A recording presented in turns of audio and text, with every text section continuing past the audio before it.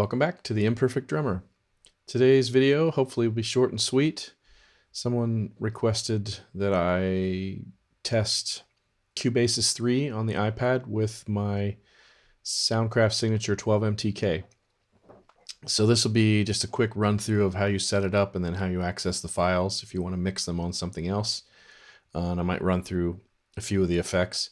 I have not spent a lot of time in Cubasis. I just picked it up yesterday on a Black Friday sale, figuring it'd be nice to have it in my toolbox. I usually use Audio Evolution, but there's definitely a lot of cool stuff in here. It is not as intuitive as I would hoped, so I had to look up a few things.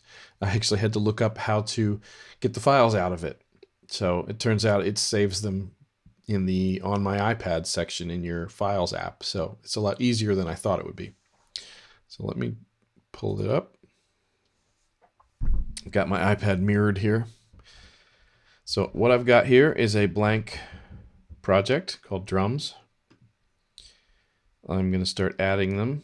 Oh, and my Soundcraft Signature 12 MTK, which works just like the 22 if you have it, is just plugged in through a USB hub right into the iPad. This is an iPad Air 4. So I'm going to add audio. I'm going to open routing. Channel 1's fine. This is the kick.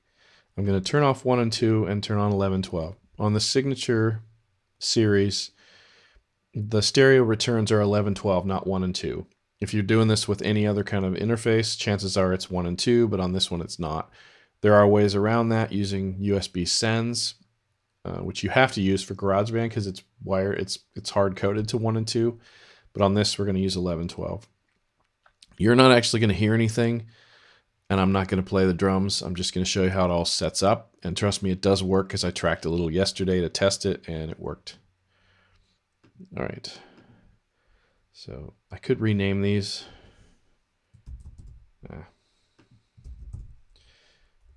But I'm not going to go through every single one of them and rename them. That will just bog everything down. So we're just going to add a bunch of audio tracks.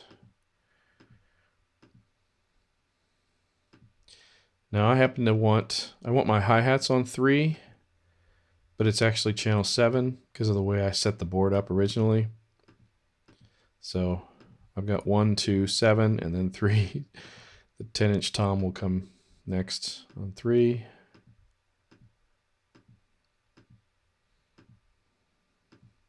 You'll notice I'm turning off 1 and 2 because it lets you send to multiple. They're like subgroups basically, so which is handy.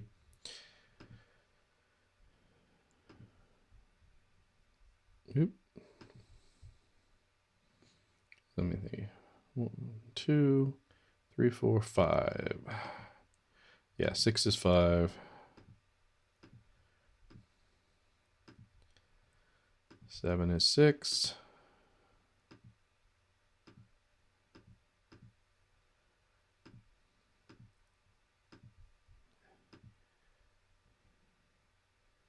Yeah.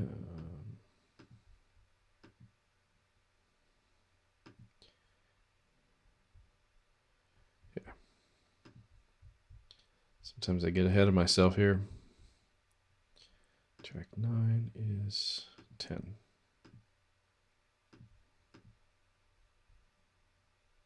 So we should have 1, 2, 7, 3, 4, 5, 6, 9, 10. Yep.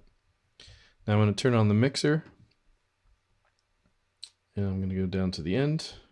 Well, you don't need these. I think these mutes should work on that. So there's my 11, 12 output. I'm going to turn on record enable, and you'll notice no signal. And the mics are open and live. You have to turn on record monitoring. Now, if I clap, you'll see they're all live.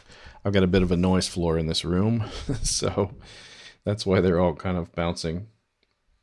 The preamps on the interface, at least in my case, well, yeah, it should be in any case. The preamps are on the mixer, so there's no preamp volume in here.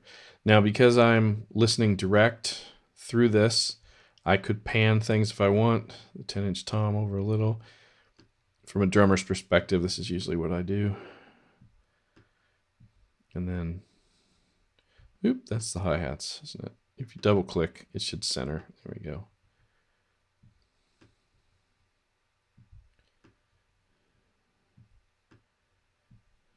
And then left and right on the overheads. All right. I'm going to go over here to media.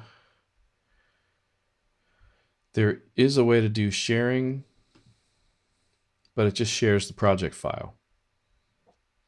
And I think this saves as you're going. So let's record a little and then I'll show you. You're not going to hear this and there's really nothing going on, but I'm going to hit record and I'll clap a few times. Well, let me turn on the mixer. You can see it.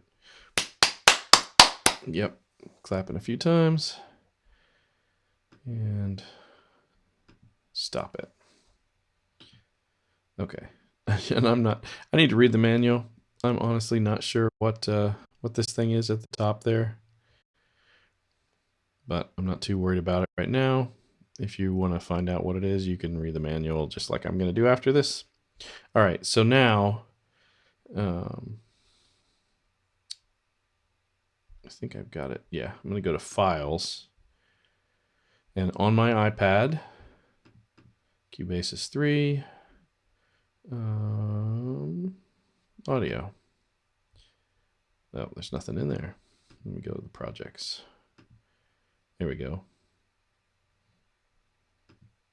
New project, audio. So here's all the tracks I just recorded. So I could select all of them.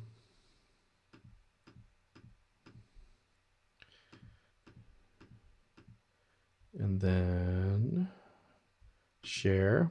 I should be able to send it to Dropbox, or for some reason my OneDrive is not showing up in here. Must have gotten removed.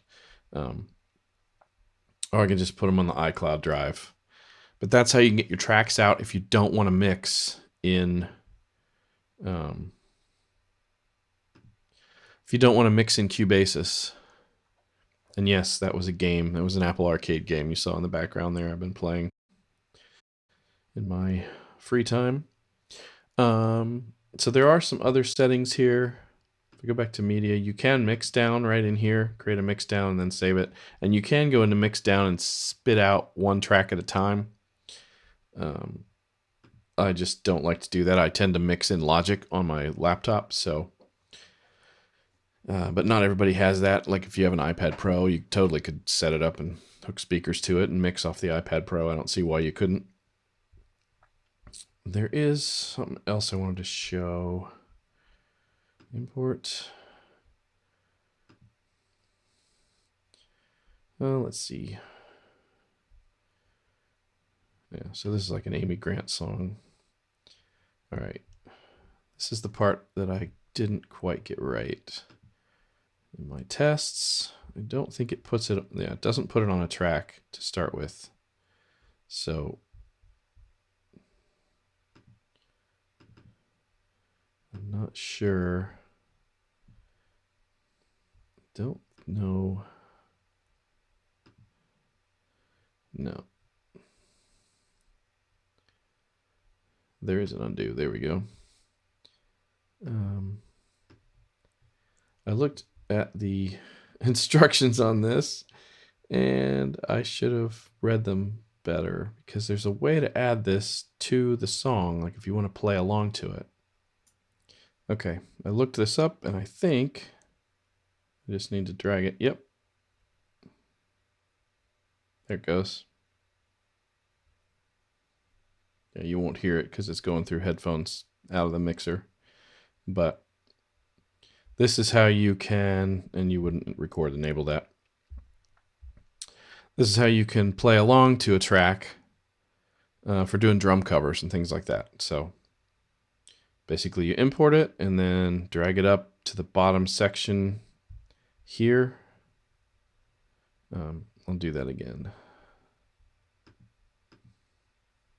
So, oh, I don't know why it's doing that. There we go. I just click and hold and drag up and let it go. And we got, yep, we got our track. Then, so that's about all I'm going to cover today. Kind of quick and dirty, but it does show you that it works. And you can get the files out if you need to, or you can just mix right in it. This wasn't meant to be an exhaustive tutorial, just a quick down and dirty on how to get your recordings going. Anyway, as always, thanks for watching. Hope you subscribe, and I look forward to making more tutorials like this. Thanks.